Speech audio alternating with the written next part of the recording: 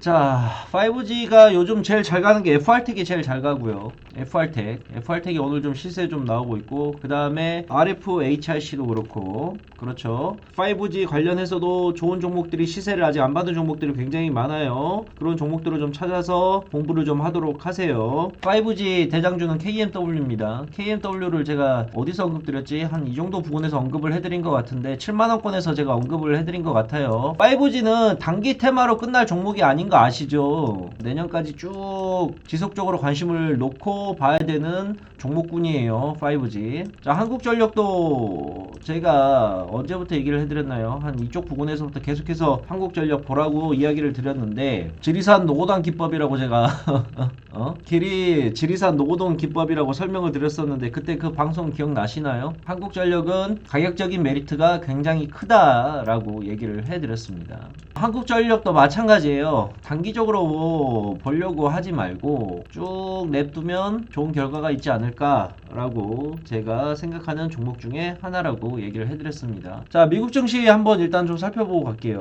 자, 전날 미국 증시는 양 지수 모두 하락으로 마감을 했습니다. 자, 다우 산업지수가 0.35% 마이너스로 마감을 했고요.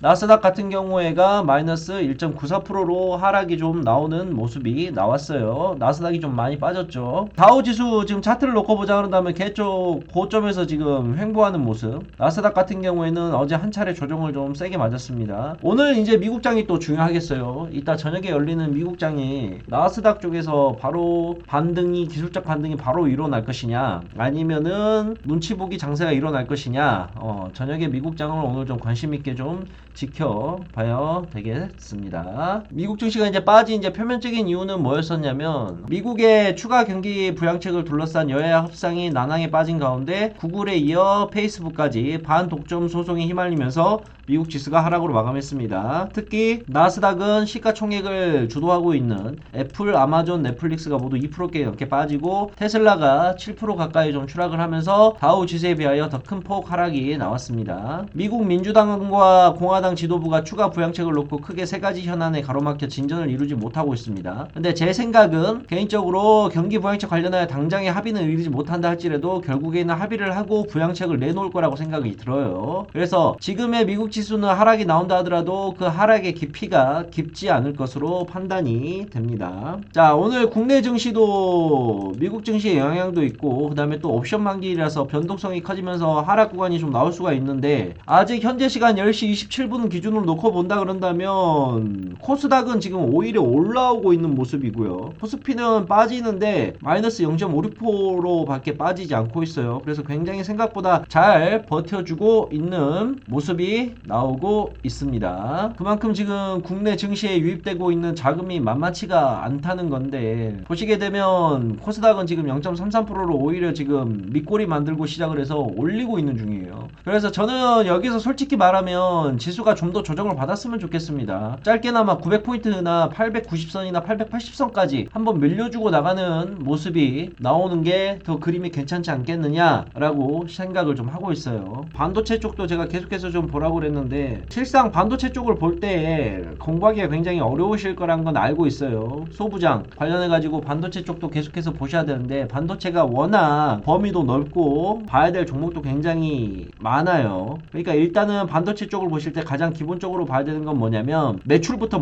제일 먼저 확인을 하시면 됩니다. 실적과 매출을 바탕으로 주식이 아직 많이 올라가지 않았다면 그 종목을 보는 게 맞다고 생각을 해요. 한미 반도체처럼 이미 많이 올라와 있는 종목을 노리기보다는 실적과 재무와 이게 괜찮은데도 불구하고 이런 패턴들에서 만드는 구간들이 아직 있어요. 종목들이 제가 어느 종목이라고 딱 이야기는 못 드리겠지만, 이렇게 상승이 안 나오고 지금 이 구간에서 머물고 있는 종목들이 반도체 종목들 중에서 많이 있습니다. 실적이 괜찮고 재무가 괜찮은데 주가가 이미 상승이 나왔다가 조정을 받고 아직 움직이지 않는 이러한 종목들을 찾아서 노려보라는 거예요. 시멘트 관련해서도 제가 계속해서 이야기를 많이 해드렸습니다. 시멘트, 고려 시멘트도 있고 계속 가죠. 삼표 시멘트도. 같은 시멘트 업종에서도 실적을 꼭 확인하셔야 돼요. 무조건 시멘트라고 해서 다 가는 게 아닙니다. 실적이 받쳐주는 종목들은 계속해서 올라갈 거예요. 내년 3월까지는 실적 시즌이라고 좀 생각을 하세요. 내년 3월부터 감사 시즌 3월달에는 좀 매매를 안 하는 게 좋아요. 혹시나 할 거면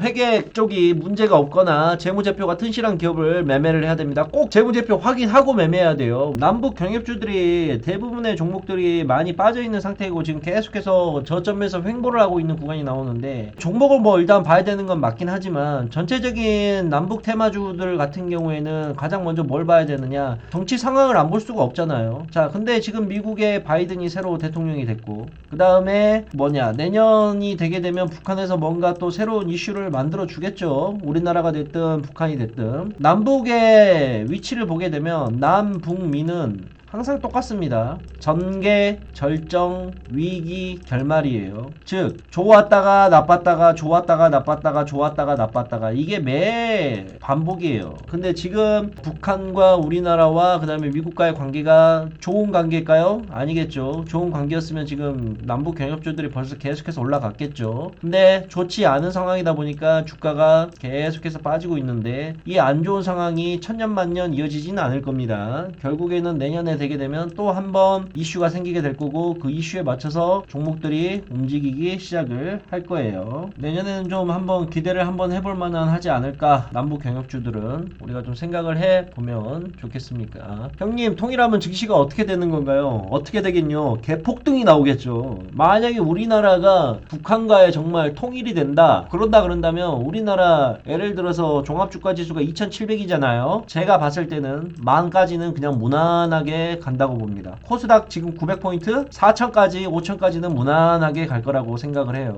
하다못해 휴전이 아니라 지금 우리가 휴전 상태잖아요. 근데 이게 종전으로 바뀌게 된다 하더라도 증시의 방향성 크게 올 거예요. 옛날 동독하고 서독 있죠. 동독과 서독이 통일을 하고 나서 주가 지수가 제가 알고 있는 상식으로는 종합주가 지수가 몇 배 튀었다고 그러더라. 10배 튀었다고 들었나? 동독과 서독이 통일이 되고 나서 해외로부터 러브콜이 어마어마하게 들어올 거고 외인과 기관들의 매수세가 장난이 아니게 될 거예요. 통일이 된다 그런다면. 일단 현대엘리베이터 같은 것만 보더라도 차트는 너무 이쁘고 좋아요.